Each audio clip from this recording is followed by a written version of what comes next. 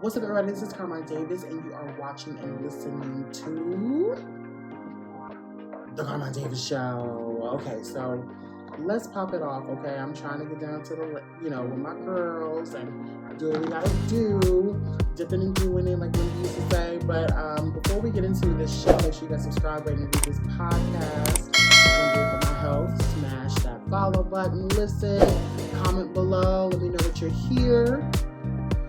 Maybe we can do something like a certain emoji, like do this emoji if you are listening to this, okay? Let's get it popping. Okay, the topic of this entire weekend has been Nicki Minaj and Megan Thee Stallion. I'm gonna let y'all know straight up and down that this has got me shook to the least bit.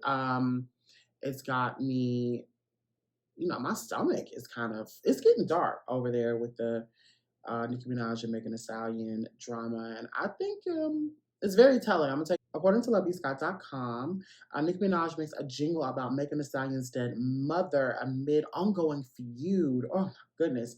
Megan Thee Stallion released her new song "HISS" on Friday, and in it she clapped back at Nicki Minaj and a few others for their disses over the past few years. After the song dropped, Nicki hopped on the internet and responded by sharing a snippet of an unreleased song that pokes fun at Megan for being shot by Tory Lanez. Ugh. It didn't stop there. On Friday night, Nicki got on the mic over at Station Head and brought up Megan's deceased mother. Oh my goodness. You let everyone be thrown under the bus. She can be heard saying about Megan in the video posted on X. You let the baby be thrown under the bus. Tory, your best friend, your mom, you better conjure up your mother and apologize. That's disgusting. Ooh, that is so nasty. Shortly after, Nicki continued her tirade on both X and Instagram Live, at one point even engaging in a little song about Megan's dead mother. Listen. Fragment foot.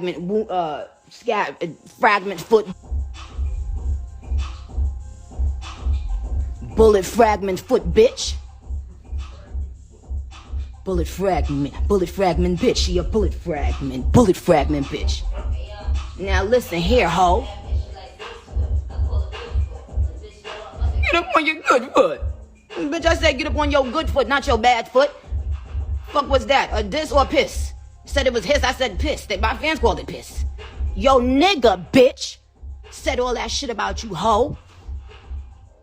Yo ex-nigga that just was around you all that. Y'all mad because y'all don't have somebody that loves you and stand 10 toes down behind you. So you bringing up 30-year-old teeth from when this man was a 15-year-old child. You bringing up 30-year-old tea because no man has ever and will ever fucking love you.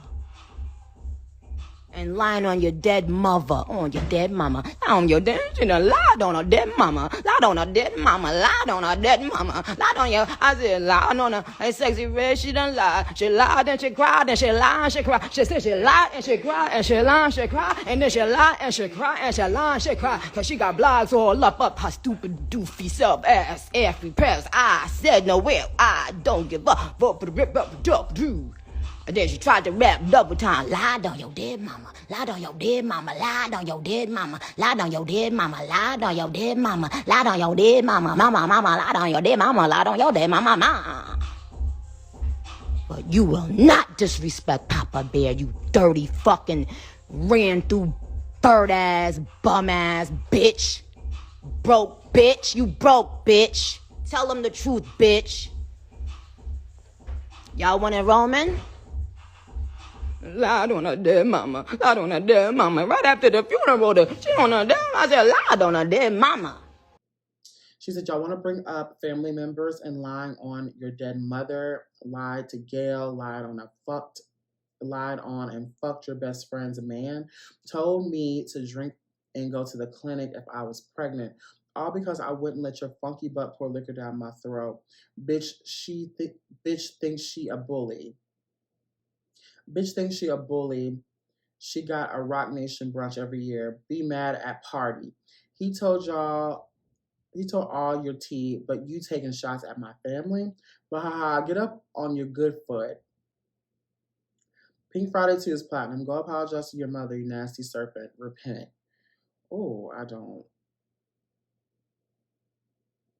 like that. it's getting really dark. What happened to putting in the music? Yeah, I don't like any of that, Nicki. That was very, very, very, very ugly. Um, I I'm not a fan of any of that. I think it's very telling when you do something and how people react to your truth and how nasty and how low they can get. In the song, Megan, brought up, kind of alluded to the fact that Nicki supports Kenneth Petty and the things that he has been accused of doing. I think I think that's a miss with everybody. I think people think that she's taking shots at Kenneth Petty, her husband.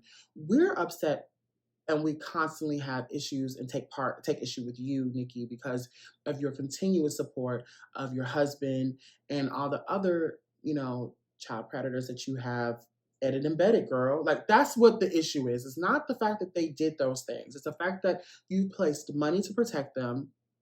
You put a roof over their head.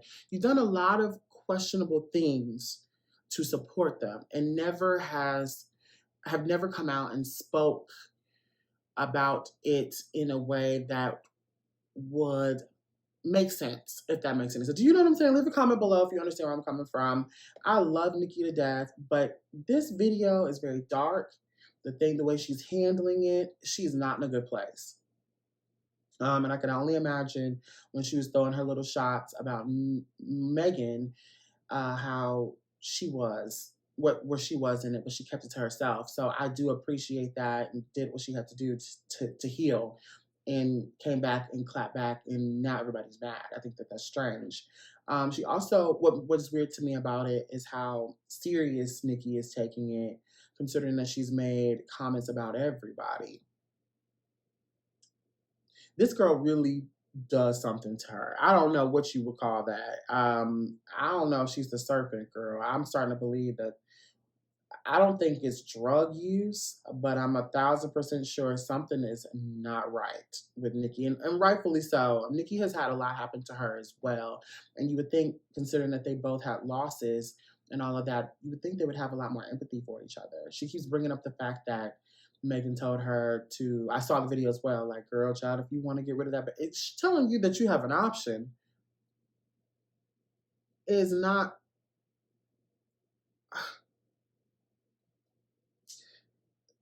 I don't think Megan will give a damn if you had the baby or not. She said this is a celebratory moment. If you don't want the baby with a child predator, allegedly, or I mean, I don't think it's alleged. He's been convicted, a convicted child predator, I think, or a child rapist, whatever it wasn't right. You know what I'm saying? And he's been convicted. So I think she might have thought maybe you don't want to have a baby with this type of person.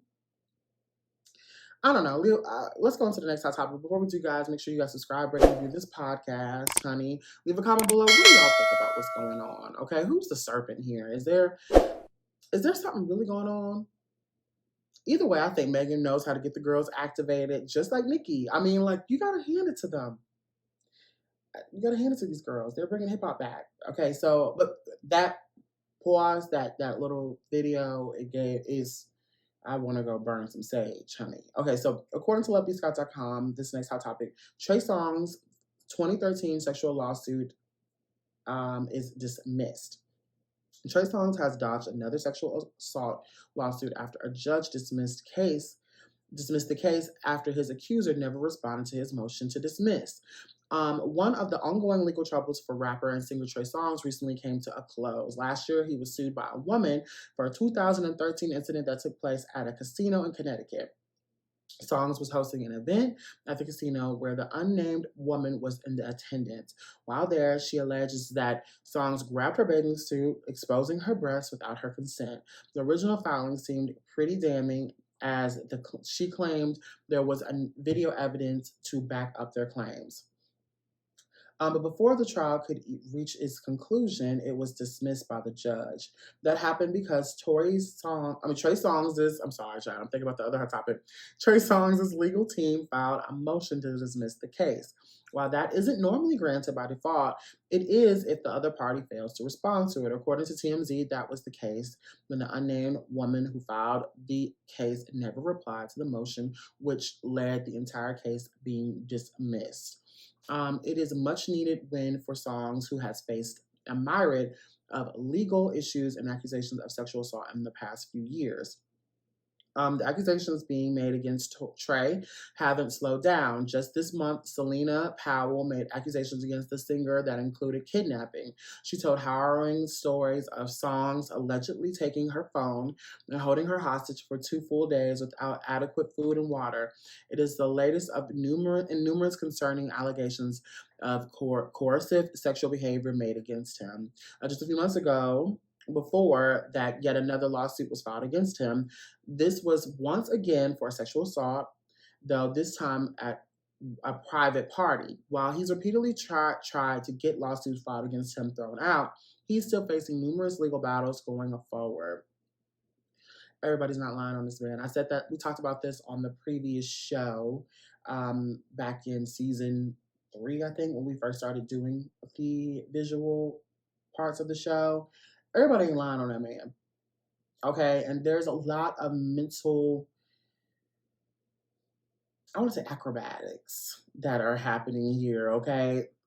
Trey is an attractive man. He's a man who's kind of always, even now, I would still say consider him to be a man that women find attractive. He has no man should ever have to force a woman to do anything, let alone Trey Songz. And so when men get in these situations, especially powerful men, I see a lot of mental illness going on, especially continuous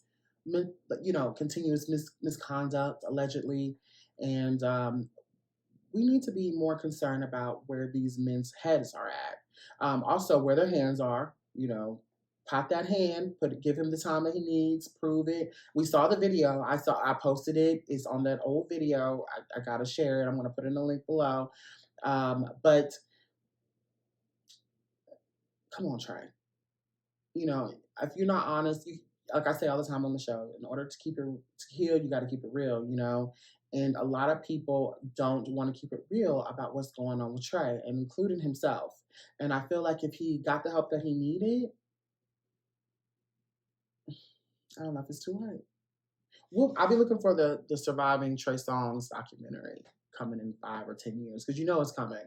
Once that water, that money kind of dries up, and the hush money, and then the great lawyers and attorneys who bobbing and weaving and backflipping and doing gymnastics to keep you out of trouble, they don't have the money anymore. It becomes you versus the truth, and that's when it gets exposed.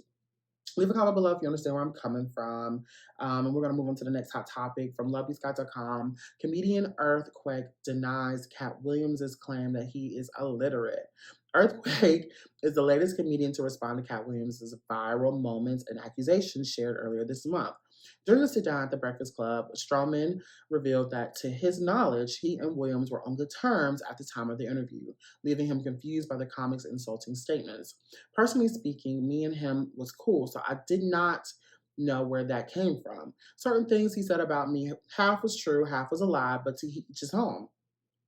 I don't even get to that part of it because, see, me, I'm the type of person where if I have the problem with you, Charlamagne, I'm going to call you. We're either going to talk it out, we're going to duke it out, but we're going to handle it man to man.